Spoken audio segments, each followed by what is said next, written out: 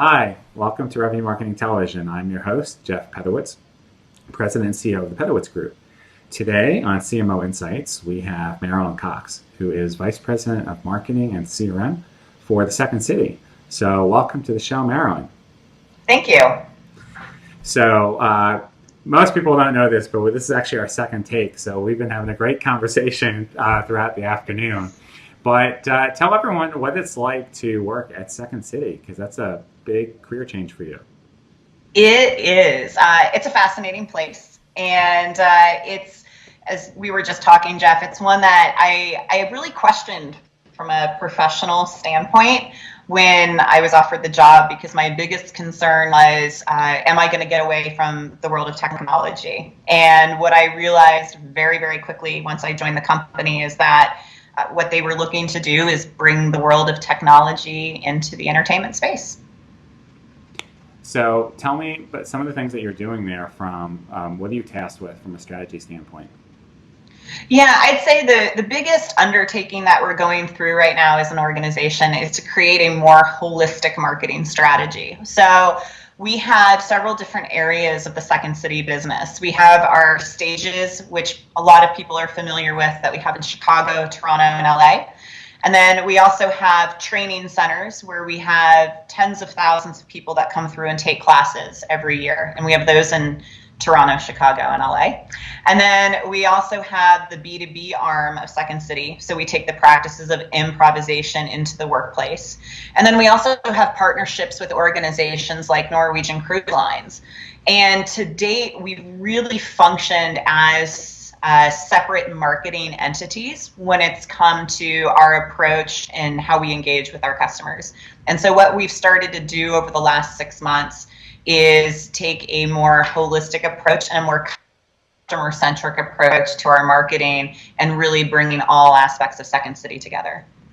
So are you finding that you have to run marketing more like a business, even at an entertainment company like Second City? Absolutely, absolutely. And sometimes maybe more so because so much of what we do is highly transactional. So when you think about like the world of manufacturing where you're dealing with inventory, it's the same thing with Second City.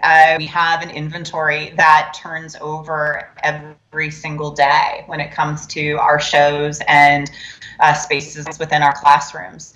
So there is a very strong need to make sure that we have an understanding of what type of marketing is required to generate the pipeline needed to create the conversion and ultimately the revenue to have a successful business. So I would imagine the people that you have on your team are extremely creative, being drawn to an improv environment. But what about other skills? You know, as you start moving towards a modern marketing, business-oriented culture, what skills are you finding that you need to either train in your current team or that you're looking for in new hires? Yeah, our team absolutely is extremely talented, both from a creative standpoint, but also where they come from and what their backgrounds are. So one of the things that I recognized fairly early on is that we functioned very much like product marketers. If you look at other B2B models where everybody was responsible for their specific product. And because of that, they had to be an expert not only in the product that they were marketing, but they also had to be experts in digital marketing and email marketing and social media. There was really no centralized strategy that was required. And this created a challenge for our marketers because the amount of expertise they were expected to have is sort of unrealistic. And so what we did is we put together a resource matrix and identified what skills we needed on our team, what digital marketing skills did we need, what social media skills, what content marketing skills, and then sat down and looked at all of the resources that we have on our marketing staff right now. And we're able to map and recognize that the skill sets that we needed were there. They were embedded within this marketing organization. It's just we had them allocated in a less effective manner.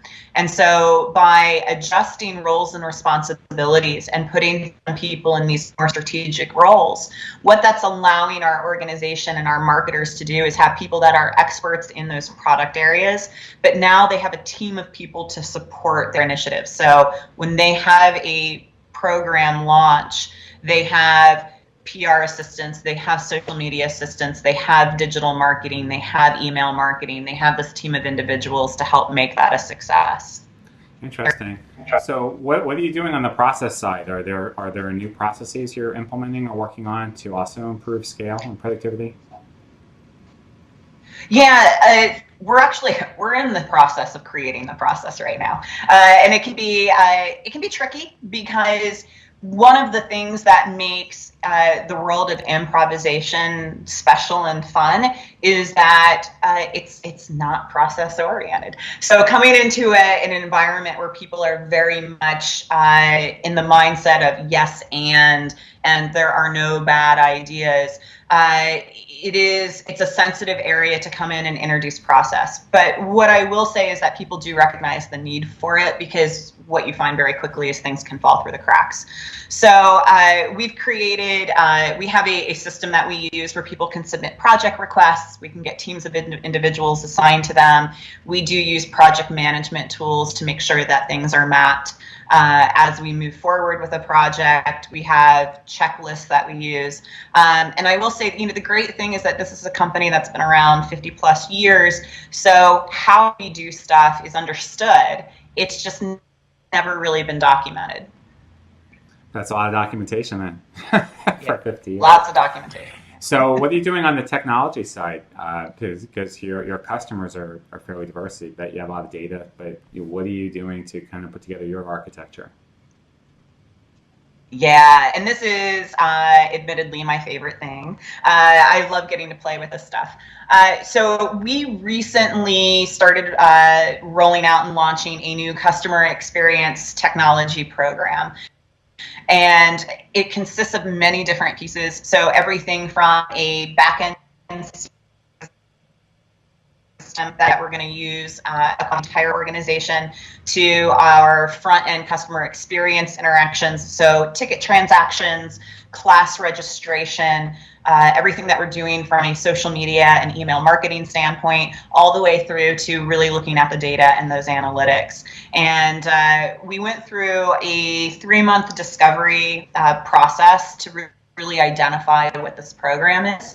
And most importantly, for us, we knew what we wanted to get on the back end. I mean, we know that we want to understand our customer. We know that we want to sell more and make more money. But why would a customer give us that information? And that's what we had to spend a lot of time identifying.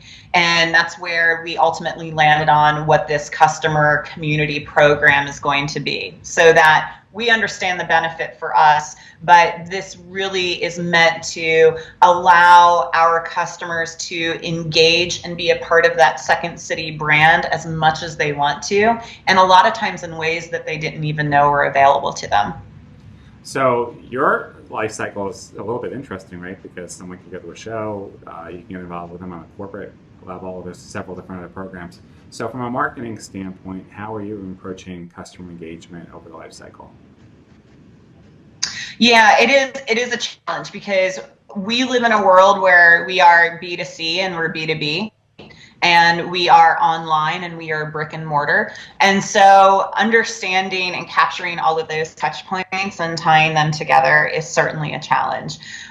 We definitely went through a channel audit, and this was something that I've done for years, and when I would work with other companies, I enjoyed doing, which was sitting down and really identifying where are all of those interactions.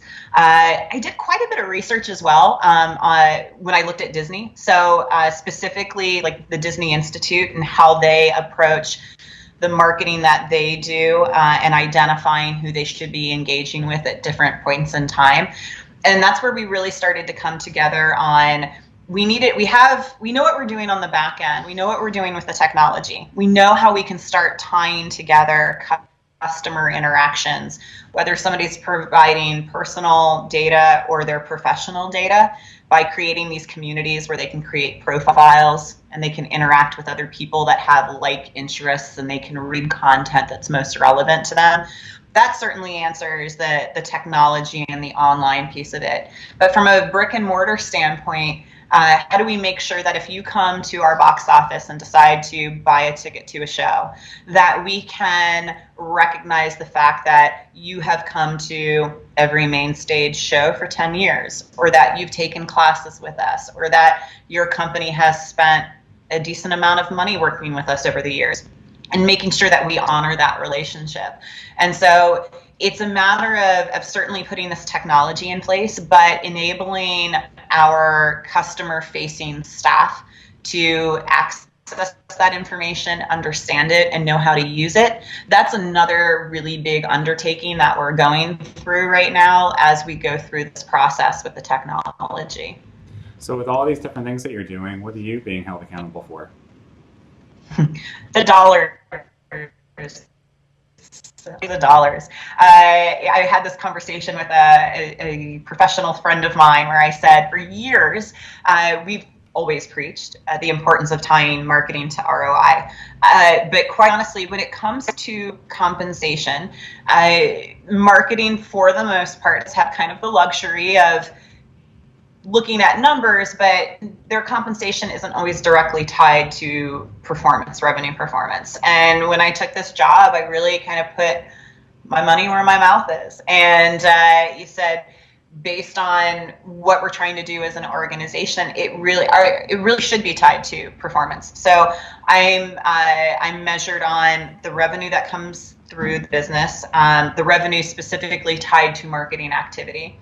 What pipeline looks like, what conversion rates look like. And back to the business model we have, where we have B2B and B2C and brick and mortar and online, it's really forced me to take a lot of time to understand how to define pipeline, because pipeline is different in certain areas of our business. How we value and weight pipeline is different. What type of conversion benchmarks we should have in place for these different parts of the company. It's all going to vary. There's no standard answer across all of Second City.